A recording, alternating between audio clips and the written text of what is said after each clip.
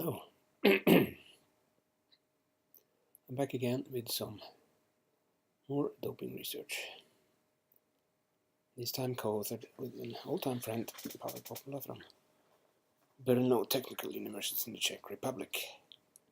As opposed to most of my previous work, this time it's focused on a very simple problem, and the approach is kind of purely classical mathematical, based on general optimization. This paper is quite new. It was published in European Journal of Sport Studies just a week or two ago. Okay, hope you enjoy it. Yeah, as always we pick up the presentation parts first. So let's fire up a browser and as we normally do, search for academia.edu and my name. That should produce this top link, and just click it and wait for the result.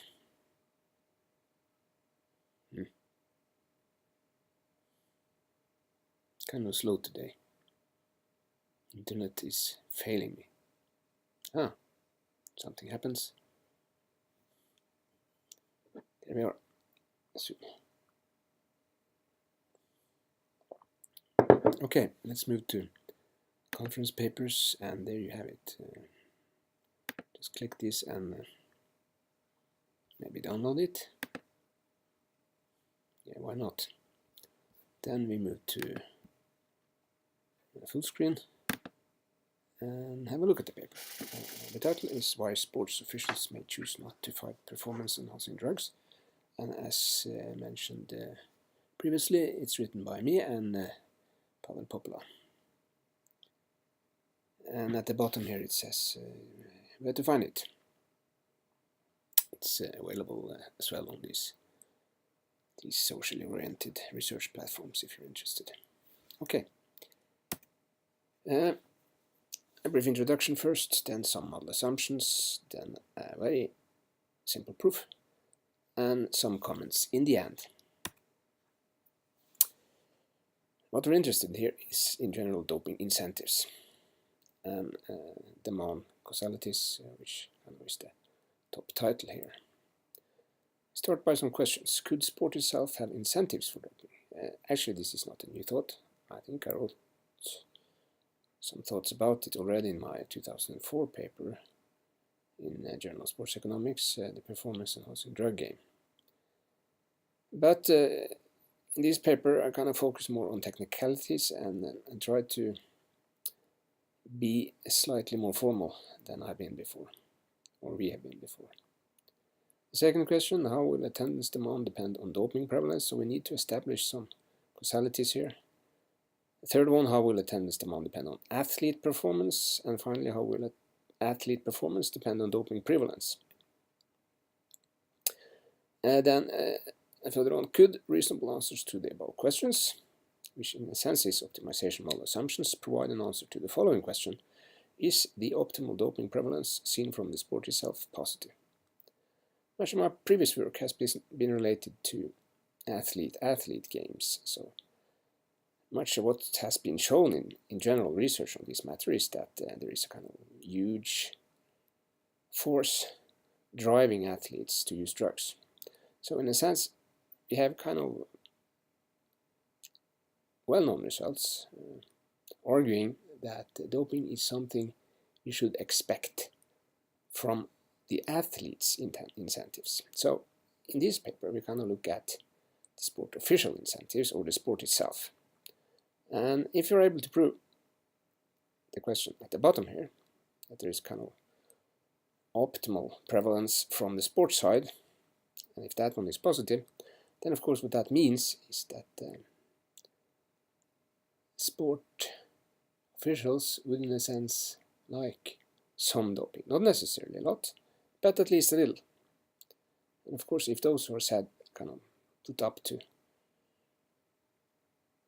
punish or reward those who take drugs or do not take drugs, as well as the athletes themselves have strong incentives for taking drugs, then this is a hard problem to solve. Okay, let's look at the formalities. Some model assumptions.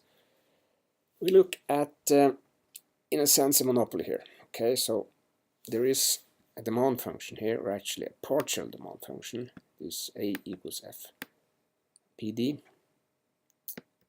Of course, we know that attendance demand in sports depends on far more than these two variables, performance and doping prevalence.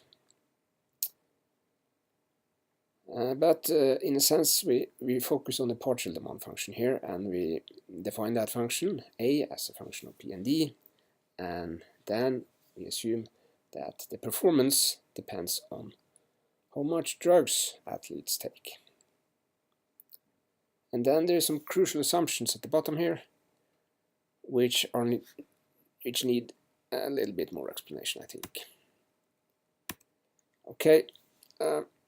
We assume here that the first partial derivative of this p function, of this a function with regards to performance is positive. That means, in a sense, in practical terms, that audiences enjoy higher jumping, fast running, as well as longer throwing. So this dimensional excellence is something, at least I would expect, would lead to more interest. We see these in general, don't we, that these athletics competitions where all these world record holders are taking place, like you say, Bolt for instance, draws higher attendances. We also know that these athletes are given a very high prize money, several millions of Norwegian crowns actually, just to take part. So it must logically be like that the higher people jumps, the faster they run, the more people are willing to pay to see it. So that is the first assumption. Then there's the second one, which says that the derivative of this small f with regards to doping is negative, meaning that if you, in a sense, increase doping prevalence in a group of athletes, or for that sake in the whole population, we assume that this is to some dislike of the audience. As it says here, if everybody takes drugs, less people will show up at the arenas watching machines or robots, in a sense which doped athletes may be compared to, or in a sense boring. What's interesting here is kind of how you're able to perform based on natural and fair concepts. If you kind of cheat to improve, then we assume, at least in this paper, that less people would be interested in watching, or to be specific, less interested in paying so much for watching.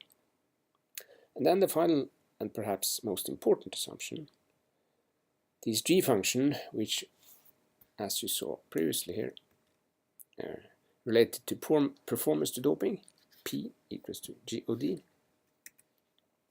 is assumed to have a positive derivative.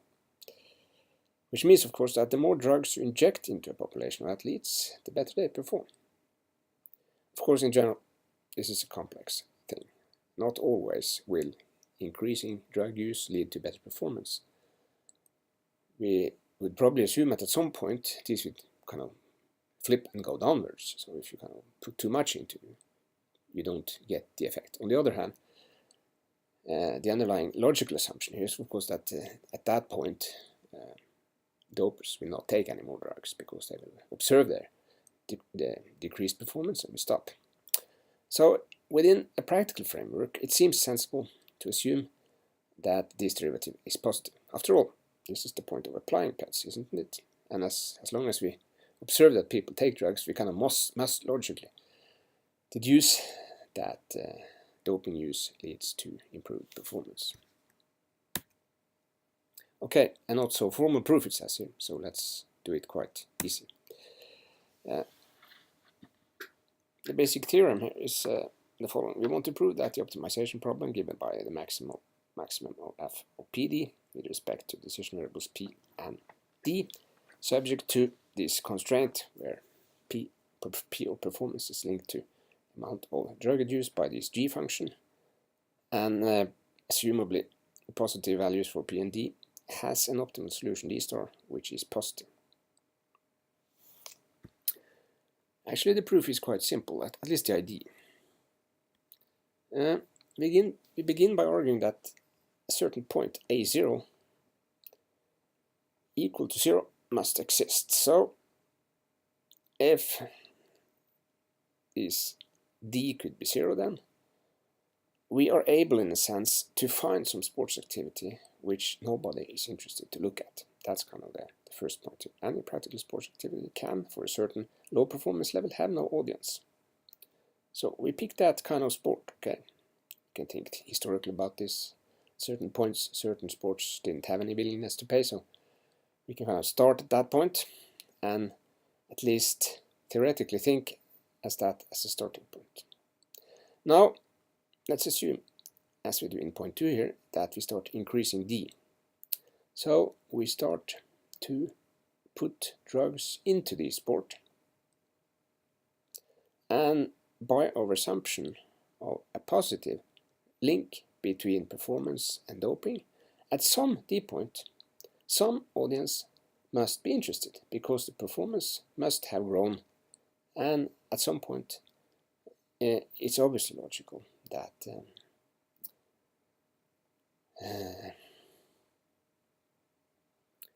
attendance will be drawn.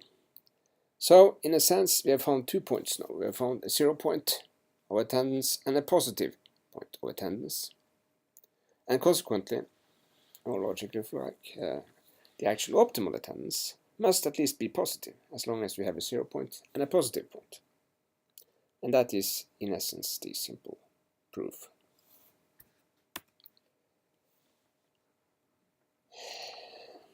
Okay, in the heading here it says many authors have identified stricter sanctions and lower prize money would make a great dope fighting strategy. Me among those to add. So, in a sense, we can think about the paradox. We kind of know how to fight doping, but still we're not able. So why is that?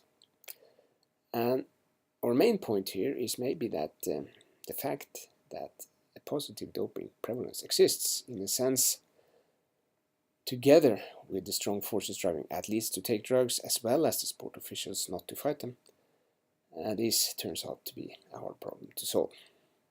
As it says here, the seemingly paradoxical situation with reluctancy both from sports officials as well as WADA in implementing these strategies are suddenly explainable, in the sense that sport officials would perhaps not like a lot of doping, but they would like some doping, especially if not all of this some doping is revealed as doping. Okay.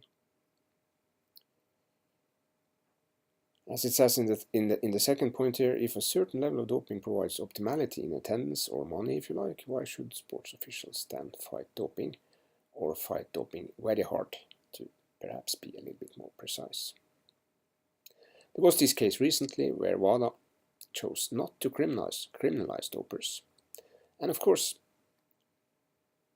such a strategy may seem logical given the results we have shown here.